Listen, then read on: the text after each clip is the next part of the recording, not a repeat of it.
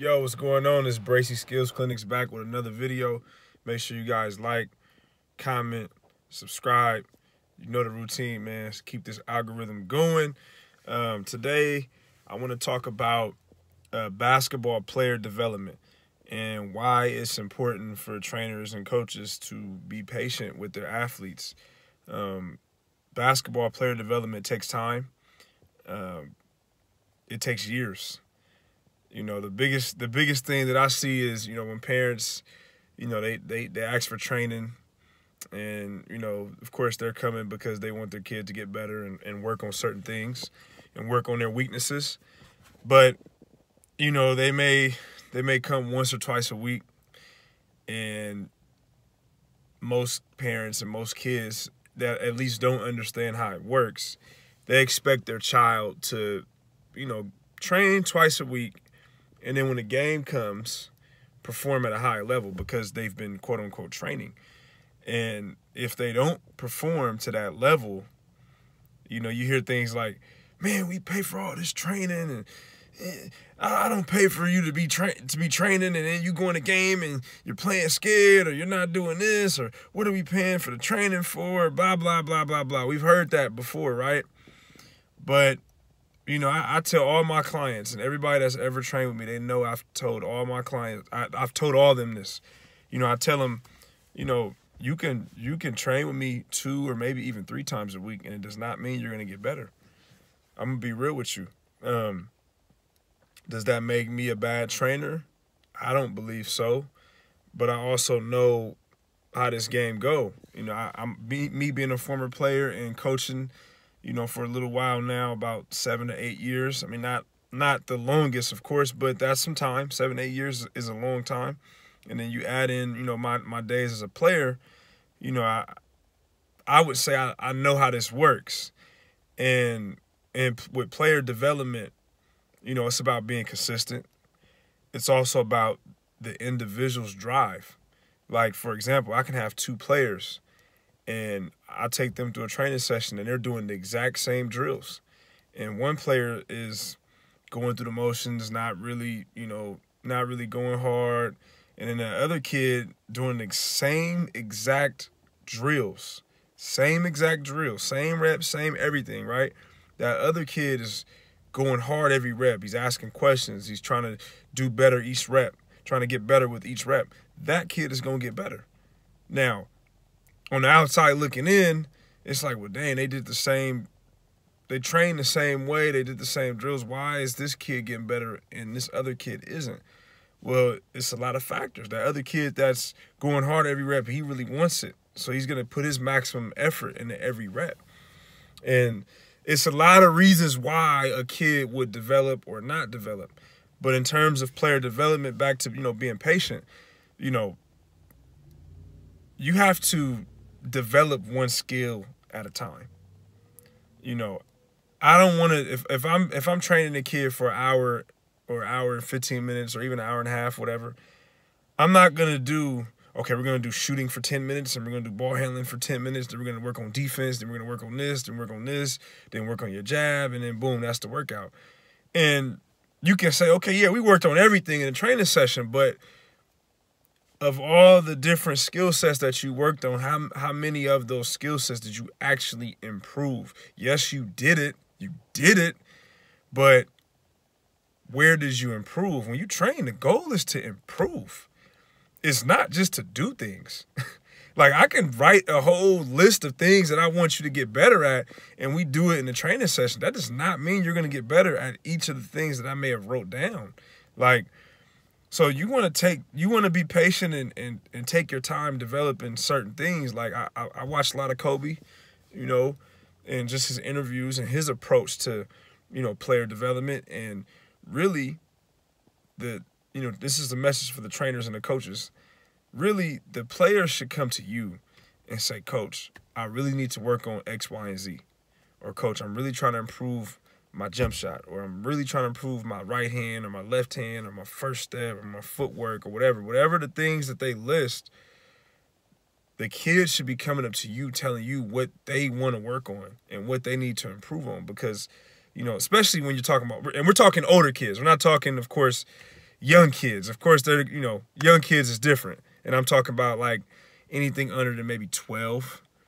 But once you hit like that 13 range, you pretty much can self-analyze yourself and give yourself an honest self-assessment. And it's about being honest. That's the main part.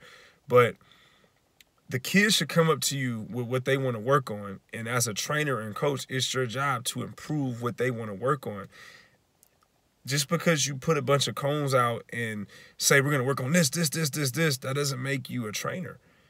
Or I can say this, it's a difference between trainers and player development coaches. Player development coaches, they're developing skill sets. And I don't care what anyone says. Like I said, I always say this at the beginning of my videos. I didn't say it on this video, but hey, you don't have to agree with what I got to say. You could disagree. That's okay. But with player development, skill sets translate to every level of basketball.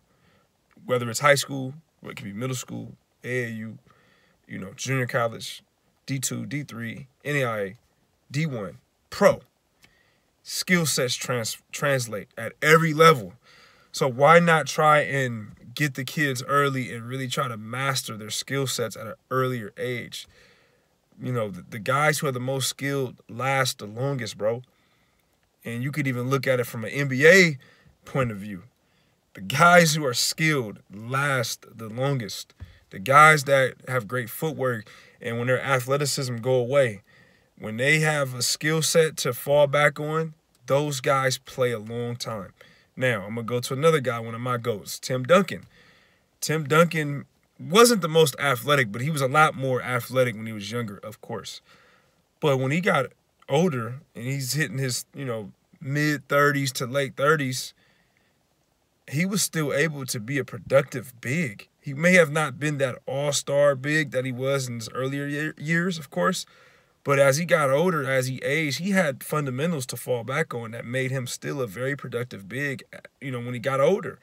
At 36, 37, he still was very productive. And if you know the history of the game, most bigs don't last that long because once those knees go out, it's tough for them to move up and down the floor. But Tim, being as skilled as he was able to last. And so, and it's another reason why shooters outlast the guys that jump out the gym. Because when the guys that jump out the gym and they start having a couple injuries, they can't jump the same way. Shooters last forever. Kyle Korver had a long career, And, I don't want to make it all about the NBA, but I'm just saying to say that skill sets translate. So when you're going through player development and you're trying to train as a kid, you have to be patient in developing those skill sets. If I'm a player, let's say, for example, myself, let's say if I'm a 15-year-old kid, I'm in high school, freshman, sophomore, I'm 15 years old, and my weaknesses is my left hand and my jump shot. Let's say that, right? If I know I need to work on my left hand and my jump shot, I'm going to just take those two things and I'm going to work on them the whole summer. But one workout might be nothing but shooting, and another workout might be nothing but left hand. I might have 2 workouts in a day, and my first workout is I'm not doing anything but left-handed moves. Left-handed passing, left-handed dribbling, left-handed layups, left-hand finishing, left-hand floaters, right? 2 feet left-hand floaters, 1 foot left-hand floater. I'm just giving you guys a breakdown of the type of stuff that I do in my workouts. But that might be my first workout, all left hand. And then my second workout, we're shooting, 700 makes.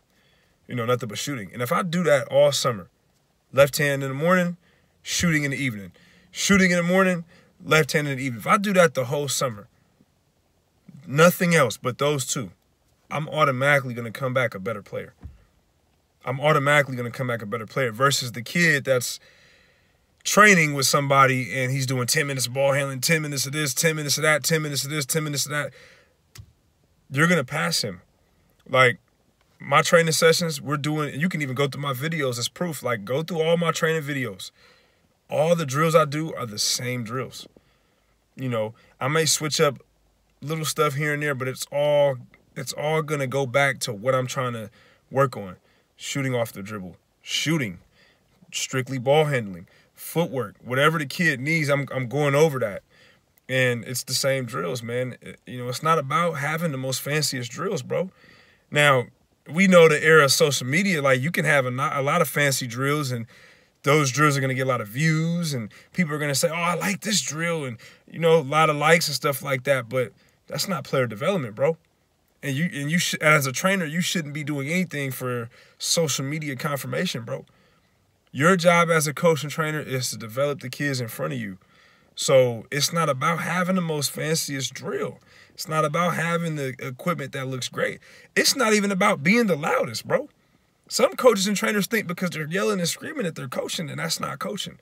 I got to make sure my message get across to each kid so that I can develop them and they get better. So every time you see them in a 2 to 3 month span, you're like, man, that kid, he just keeps getting better. That's the best accomplishment I can get as a coach, is when people know that I'm working out with a kid, and every time they see, like, man, hey, bro, he is getting better. He's developing, man. I remember when he was like this, man, you got him in the lab, man, stay with him.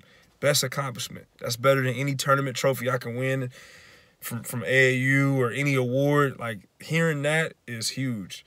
So my message to everyone is, man, basketball player development takes time.